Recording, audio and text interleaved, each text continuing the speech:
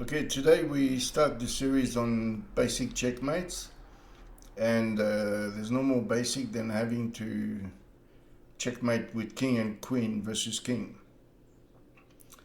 You know, after a long, drawn out game, you finally queened your pawn that was marching here, and then queened here, and you did all the right thing. You got a queen, you got a king versus the king, and now you have to checkmate. So, what's the best way? The best way is to not do what some beginners do, which is to keep checking the black king. If you keep checking the black king, it's going to go on forever, and eventually it's going to be drawn game because of the 50 moves rule. So what you need to do, you need to restrict the scope for this king with the understanding that this king here, your king, is going to be needed to checkmate that king. So what you need to do is you would like to get the king to go towards your king because it's useful in checkmating, because if the king gets close to that king and you restrict the space, then eventually you'll be able to move him on the side of the board or on the back rank or whatever, and you'll be able to checkmate. So, priority number one, we are trying to cut off the king from going away from that king. So a good candidate move for that would be queen here, which prevents the king from moving back away from the white king. A little bit more accurate is to actually play here, which is the correct move. So now the queen is controlling this, controlling that. So the king finds itself into a fairly small rectangle here. The next, well, it's going to have to go somewhere. So it's going to go either here, here, or here, really. And it doesn't really matter. Let's have a look at king here. Now here, we want to avoid problems. You know, the problems is to not make any progress. So how do we go about making progress? Well, there's two ways of doing it, really. One way is to play the king to d2 here, force the king here, then you bring your king up and you're forcing his king on that side of the board, in that direction. So let's have a look at this line. As you make a king move like this, you have to always be aware that the opponent's king has got a square to go to. Otherwise it's stalemate, and the big danger for beginners in this position is the stalemate. So here he can go back to this square on e5.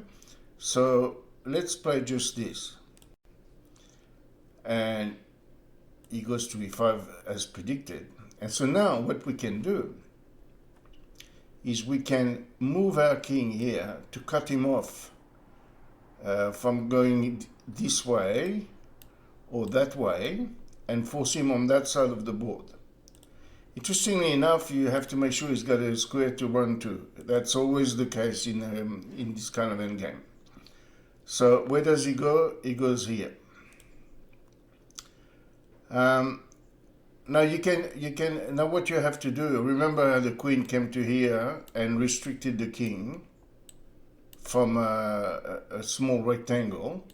So now we're going to continue, and we're going to continue by playing just queen to here.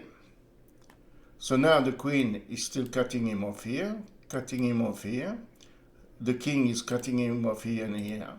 So basically he's got two squares to run to, which is this square or that square, and they're both equally bad.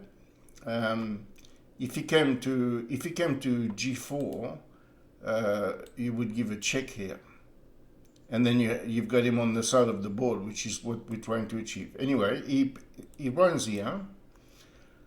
So how can you further restrict the king? And we're going to follow the technique that we saw after queen c6, queen d6, and now we play queen e6. So he can't go here, he can't go that way on those squares. So where can he go? Here or there? And neither of those squares is any good. So say he runs to h4.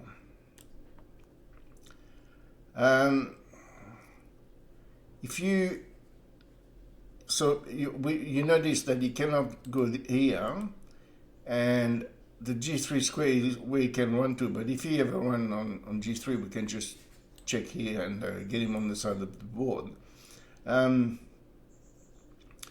quickest way to mate is to play king to f4.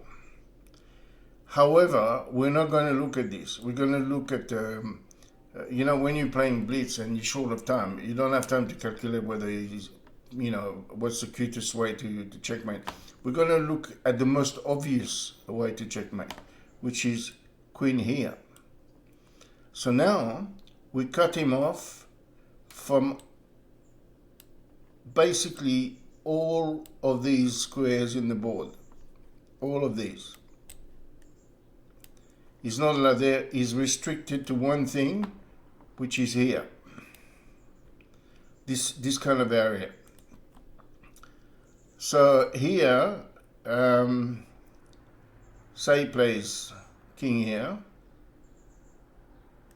It works equally well on h3. Then we can continue restricting him. We can continue doing this. Push him towards where the king is in that area. Then he goes here.